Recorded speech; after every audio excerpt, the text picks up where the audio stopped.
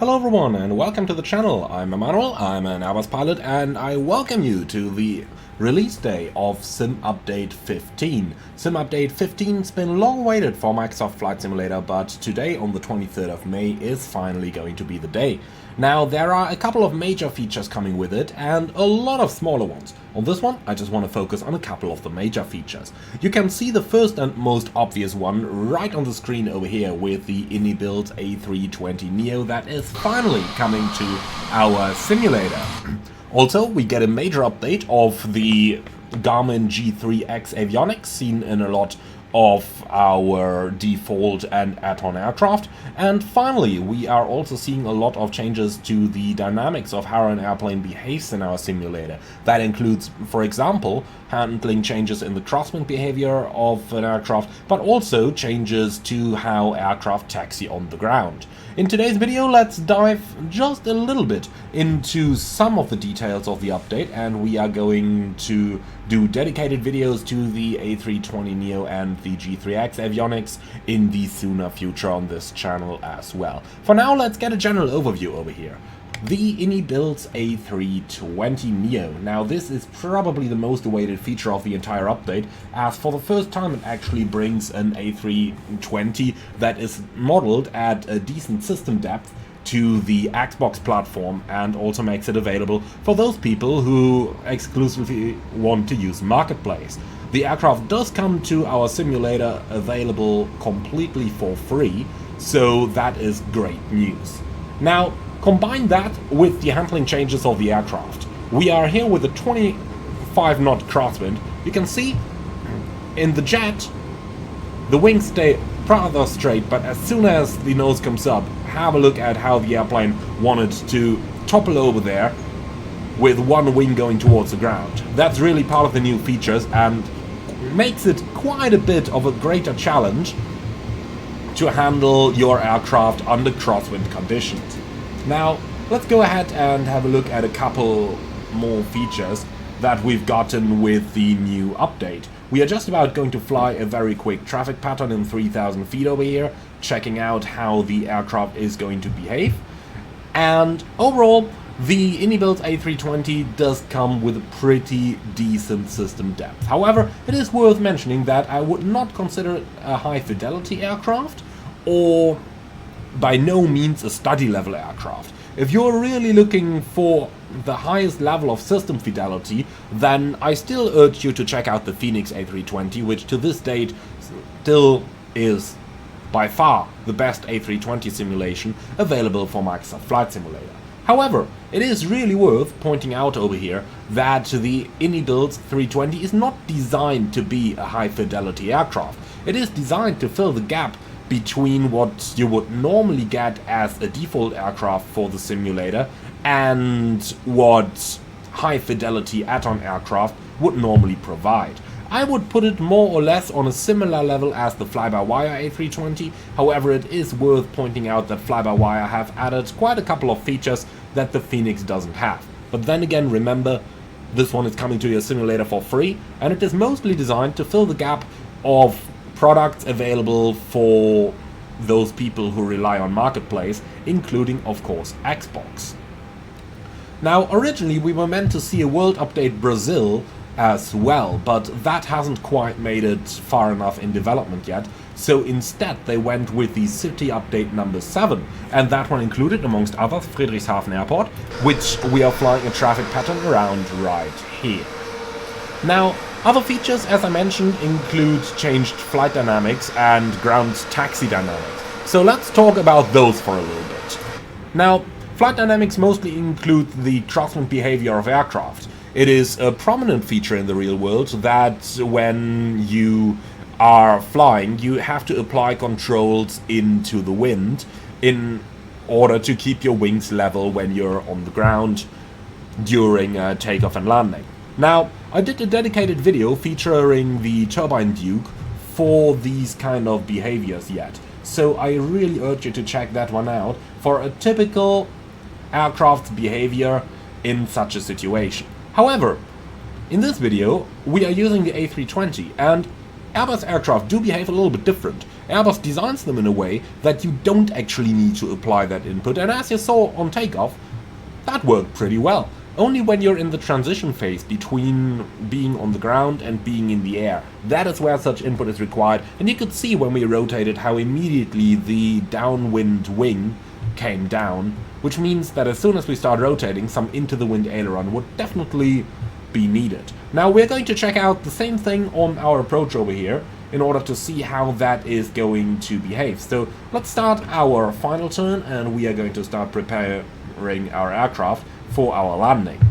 Once we're on the ground, we are then going to have a look at the changed taxi behavior, where the ground friction model has once again seen some rear work, and where we have especially seen some work done in the area regarding turns. So when you're now with Sim Update 15 turning an aircraft on the ground, you are going to experience quite an increase in drag compared to previous versions.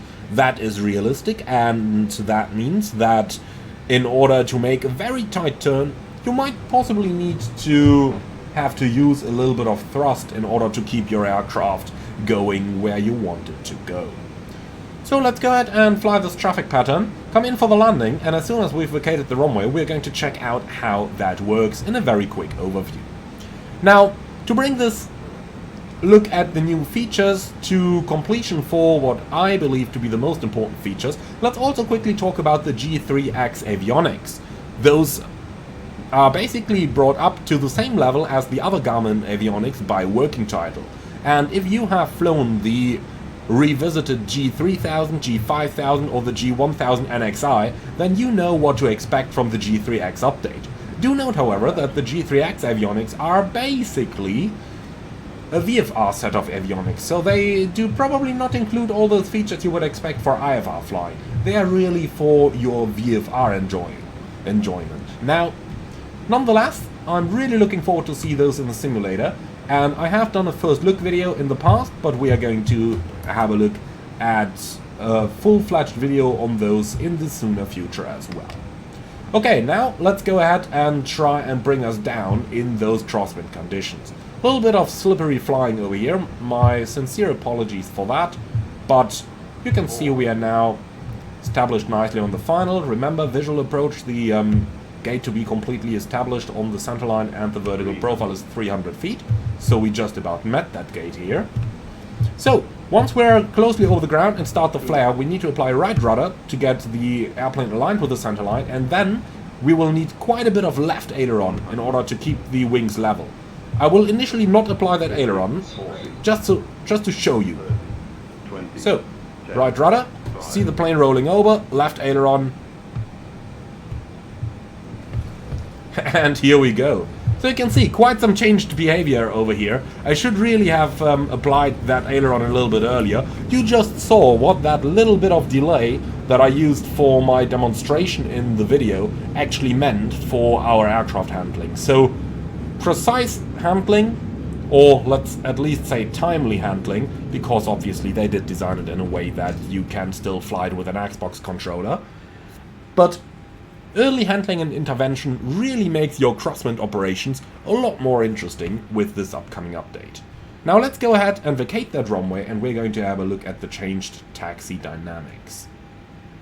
So right now I'm not applying any brakes, the engines are in idle. You can see how our airplane has a tendency to actually accelerate slightly in our taxi. Now let's go ahead, and we are going to take the next turn over there a little bit tighter, just to see how the aircraft is actually going to behave when we are using a full tiller input. And you will notice how the ground speed will quickly start to drop down, which is part of the new handling dynamics that we see with the update. Okay, so let's just steer the wrong direction here, reduce our speed to 10 knots, release the brakes, and now full tiller input. Have a look at that ground speed. I'm not touching the brakes. You could see how we very quickly lost a lot of speed. So do think ahead when you're going into turns now with the new update. Alright, that really finishes the most important new additions to our simulator, in my opinion. Now, Do let me know what you like the most about the upcoming update, be it from the changelogs, be it from all the videos of all the different creators you have seen, be it even from my own videos. I'm really looking forward to your take on what you think is best with Sim Update 15 coming to our simulators. And well, finally, since the video is probably going to release a tiny bit before the update actually comes out, some people will be asking, so at what time is the update going to release? The answer to that is, in the past, usually it came around at approximately 1500 to 1600 UTC, so towards the end of the European Business Day. Remember, Asobo are a French company. Alright, so that basically finishes today's look. I do hope you enjoyed this one. Do let me know in the comments below. I'm really looking forward to your take on the video. Also remember that the city update number 7 did come more or less alongside. It is available since a couple of weeks already, but it was meant to come with Sim Update 15, so do have a look at it. Amongst others, it includes Friedrichshafen Airport that we see over here, which is really a neat addition to our simulator in case you don't want to purchase the Aerosoft version. Most importantly, it's available for free, so do give it a look, it's really worth it. Thank you very much for your attention, thank you for watching everyone, I'm very much looking forward to your comments. As always, if you liked the video, be sure to leave a like in YouTube as well, as it does really help out the channel. And if you're up for more, especially if you're up for more in regards to my full flight with the released version of the Inibuilds A320, or my look at the G3X avionics, be sure to subscribe to the channel. Finally, if you really love what I'm doing, would appreciate a small donation through the Buy Me Coffee link in the video description below. Thank you for watching, and I'll see you all again on the next one.